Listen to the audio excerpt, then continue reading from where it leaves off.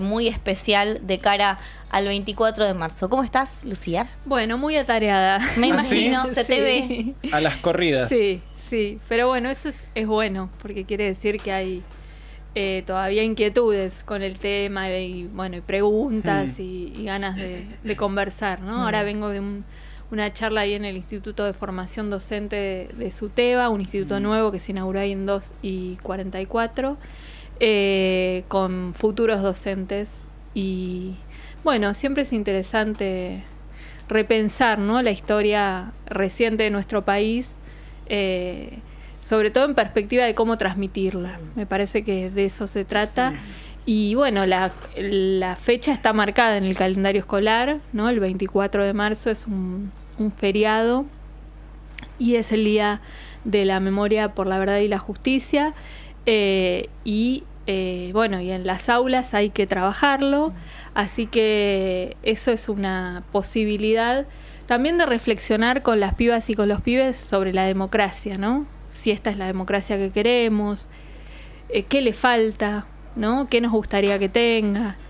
Me parece que volver a ese 24 de marzo de 1976 no es solamente un ejercicio, digamos, de memoria en el sentido de conocer los hechos que ocurrieron, sino que tiene actualidad en las tensiones que vivimos hoy, en los conflictos que tenemos hoy. Sin ir más lejos, ayer la Cámara de Diputados aprobó un nuevo préstamo con el FMI y bueno, un poco ese modelo económico se inició en la dictadura genocida, ¿no? Así que hay cosas que se repiten, que tienen continuidades, otras tienen rupturas, y bueno, y es nuestra historia y es sobre lo que también tenemos que reflexionar y construir.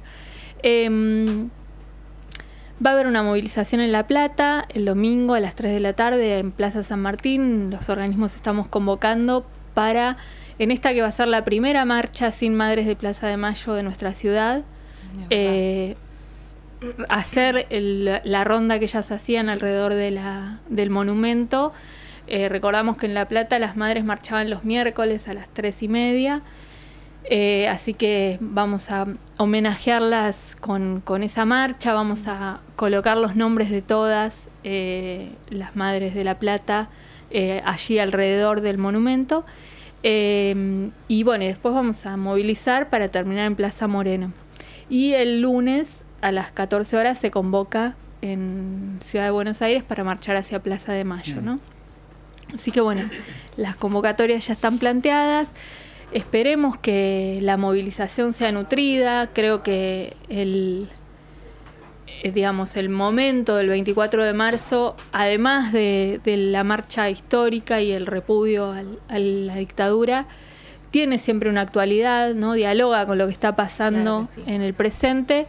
Y creo que hay mucho para expresar en esa movilización respecto de lo que hoy también sucede en materia de autoritarismo, ¿no? Esas cosas, no podemos decir que esto sea una dictadura porque sería conceptualmente un error grueso, Sí. Claro. pero sí podemos ver que algunas de las cosas que configuraron aquella dictadura hoy reaparecen, ¿no? Sí, que es un gobierno que fue elegido democráticamente, pero que está permanentemente intentando correr esos límites de la democracia y muchas veces inclusive intentando jugar por fuera o haciéndolo. No, y orgullosamente de eso también, ¿no? Como que es sí. un activo que tienen ellos. Lo que iba a decir es que se cumple un año de ese video terrible que subieron a redes, o bueno, el 24 se va a cumplir un año de ese video terrible que subieron a redes, a modo de tratar de esparcir su verdad, ¿viste? O lo que querían, lo que creen ellos que es lo que sucedió, que es nada, era, ¿viste? Terrorífico por donde lo mires.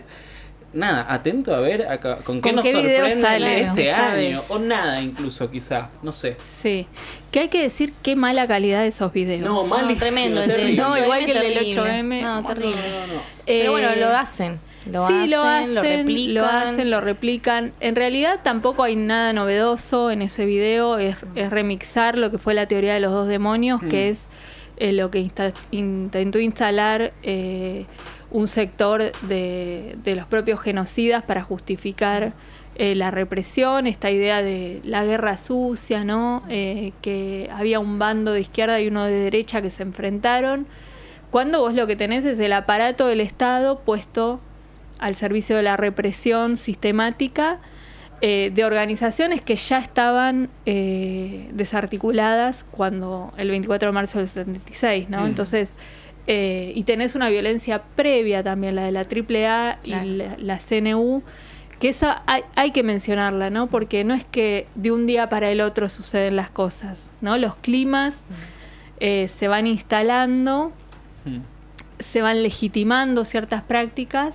para que después, bueno, en su momento haya venido el golpe militar, que hay que decirlo, tuvo el apoyo de un sector de la población, ¿no? Sí, claro. Seguramente sin conocer lo que iba a hacer después el accionar, Total, claro. ¿no? Pero bueno, sí había una idea de que algo había que ordenar, Sí, ¿no? sí, Y los que responsables civiles que nunca tampoco fueron condenados, ¿no? Ujú. Es que es un eslogan también, viste, que tiene mucho impacto. O sea, el eslogan de ordenar, de nuevo comienzo, viste, en el que anda medio perdido y lo escucha de rebote, dice, bueno, a ver si me mejora un poco la calidad de vida por ahí, viste, ni idea. No sé. Claro, pero lo que pasa es que por eso el ejercicio de la memoria también, ¿no? Ni hablar. Porque esos discursos generalmente están asociados a ciertos modelos económicos y ciertos modelos represivos. O sea, el neoliberalismo es medio de manual, Total. ¿no? Sí. Lo que inicia la dictadura. Hay un dato que a mí me parece clave, y no me quiero poner economicista, pero cuando llega el golpe de Estado del 76 en Argentina, el Producto Bruto Interno era el 50% para los trabajadores y el 50% para los empresarios. O sea, así era la torta como se dividía. De ahí para acá, eso cada vez fue más desigual, tuvo momentos que se recuperó un poco, pero nunca volvió a ser ese 50 y 50, ¿no? Porque también hay que pensar que los genocidios vienen a redistribuir económicamente también, ¿no? El poder y los recursos. Entonces, bueno, digo, después los ciclos se repiten con el menemismo, con Macri y ahora nuevamente con Milei. Sí. Los objetivos económicos siempre son los mismos. Y hay una idea que siento que sobre todo en las últimas horas la estuvimos escuchando bastante por parte de algunos dirigentes, inclusive funcionarios o mismo legisladores de La Libertad Avanza, que tiene que ver con esto, sobre todo después lo que le pasó a Pablo Grillo, de el exterminio del que piensa diferente, ¿no? Digo, bueno, si vos te movilizás en contra del gobierno, Atenete a las consecuencias que puede ser un disparo en la cabeza, ¿no? Y hay algo de eso que obviamente remite al plan de exterminio, ¿no? Digo, en un gobierno democrático, obviamente, no vamos a comparar, pero que remite al plan de exterminio de la dictadura. Sí, la amenaza represiva, ¿no? Bueno, jugaron esa carta en la movilización de ayer, en los trenes, ¿viste? En las estaciones que pasaban. Lo escuché en vivo, me sentí parte de un todo. Y bueno, y en los mensajes a través de los medios de comunicación, la presencia policial en todos los accesos a la ciudad de Buenos Aires, no le funcionó, ¿no? Porque también digo, este pueblo es el que después sale a la calle, es el que después te hace un 2001, ¿no? Es el que da origen a las madres y abuelas de Plaza de Mayo. Así que creo que, bueno, que ahí estamos en una tensión y en un conflicto que empieza a haber signos de cierta resistencia popular, tal vez desorganizada todavía, Total. pero ¿no? Uno hubiera esperado que tal vez ayer hubiera sido menor la convocatoria a la plaza, sin embargo Claro. fue mucho mayor. Sí, la gente desalentada ante la amenaza de represión, por temor, obviamente. Ujú. También siento una pérdida de respeto, ¿no? Porque como se ven, con internet se ven muchísimo los hilos, como para Tal cual. andar con un miedo real, digamos. Tal cual. Y aparte la gente lo decía, ¿viste? Cuando le preguntaban los periodistas, ay, sí, siempre hacen lo mismo, ponen las Claro, vallas. total, ¿no? Y después- esa resignación. Claro, sí, creo que se les ve el truco, ¿no? Y bueno, y además eso, digo, nos reconocemos como un pueblo luchador que resiste, que defiende sus derechos. Y bueno, sabemos que a veces eso por ahí está un poco desarticulado, pero que se vuelve a armar, ¿no? Sí. Hasta ahora siempre se ha vuelto a armar. Traje un testimonio que me parece clave y que no siempre son reconocidos, que es el de los sobrevivientes de la dictadura, ¿no? Bueno, hubo mucha mucha historia alrededor de quienes sobrevivieron de los campos de concentración, porque a veces estaba la sospecha de, bueno, ¿por qué unos sobrevivieron y otros no? ¿No? Y hubo que, bueno, tuvo que pasar un tiempo y mucho debate para entender que los genocidas eran absolutamente arbitrarios en decidir quién sobrevivía y quién no, y que nada tiene que ver ni con la historia de esa persona, ni con su conducta, sino con que justamente el terrorismo de Estado lo que pretendía era que algunos sobrevivieran para dar testimonio del horror, ¿no? Contar, sí. Así que vamos a compartir eso y después conversamos. En la medida que Masera quiso ser presidente y armó ese partido para la democracia social y todo, se fue aflojando un poco la situación. Después se fue el Tigre Acosta y Masera, entraron la Muruchini y, ¿cómo se llamaba? No me acuerdo ahora, el que quedó a cargo de... Imperio no, el anterior, Estrada, que fue el que, como se fue el Tigre, quedó a cargo del grupo. Ahí ya se puso un poco menos cruel, pero siempre matando gente los miércoles, haciendo traslado y torturando, siempre eso. Yo recuerdo que ahí donde estaba abajo el cartel que decía Avenida de la Felicidad, ante los cuartos de tortura, había un wincofón. Y recuerdo que estando en diagramación siempre escuchaba, ponían un solo disquito, un simple, esos aparatitos, vos le levantabas una patita y siempre caía el mismo. Y recuerdo que sonaba siempre Satisfaction de los Rolling, que mucho tiempo usaron ese tema para torturar y tapar los gritos de los compañeros. Y aparte para hacernos mal a nosotros también. Bueno, allá concretamente era la habitación donde nos torturaban.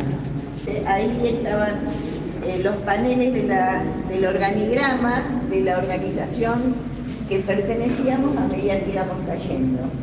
Lo iban modificando. Y entonces nos señalaban. Y entonces ellos nos torturaban para ver cómo nosotros podíamos relacionar a otros que no habían caído. Y nos marcaban que sí que teníamos relación con los que pretendían que cantáramos. Nos desnudaban a las mujeres, nos manoseaban, nos insultaban de las maneras más terribles y nos traían a otros secuestrados previos a nuestra caída para, sobre todo, impresionarnos, como fue traer a Norma Rostito, que yo la conocía, que yo creía que ella hacía un año que había muerto, la traen a otros compañeros, a Ana María Martí, a Marcelo Hernández, a varios compañeros, para que ellos certifiquen que yo estaba en Montoneros. Ninguno lo hizo. Creo que fue también un tema que los desubicó. Pero era una tortura también para ellos, era un compañero siendo torturado.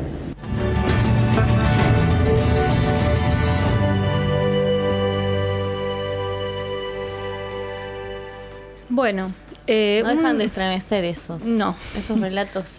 Un fragmento de una visita ocular a la ESMA, a ese lugar que llamaban La Pecera, que era donde los genocidas ponían a trabajar en el proyecto político de Masera a un grupo de detenidos que supuestamente iban a rehabilitar, ¿no? En esta perversión de estas diferencias y todas estrategias y métodos de tortura, ¿no?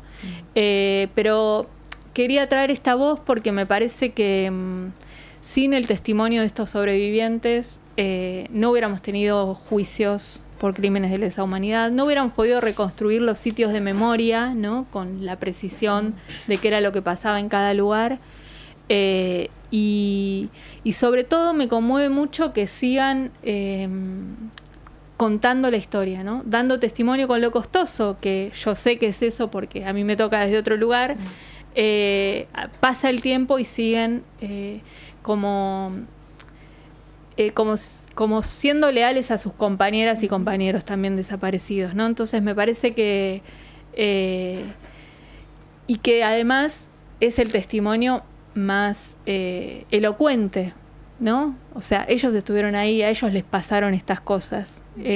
No te están contando algo que les contó otro, ¿no? Son sus propios cuerpos, sus propias experiencias, y esa integridad con la que sobrevivieron a eso y pueden relatarlo y pueden ponerlo en común, también como una apuesta a que no haya olvido y a que la democracia se fundamente en el respeto irrestricto a los derechos humanos, ¿no? Porque cuando eso no está claro, bueno, pasan cosas como estas atrocidades que ellos cuentan, ¿no? Y sobre todo traer esta generación de luchadores que fueron ellos, los sobrevivientes y los 30.000, que tenían otro proyecto de país, ¿no? Recién decíamos 50 y 50 y todavía querían discutir la justicia social en ese contexto, ¿no? Bueno, como no perder de vista ese horizonte, que a pesar de todo lo que nos han hecho retroceder,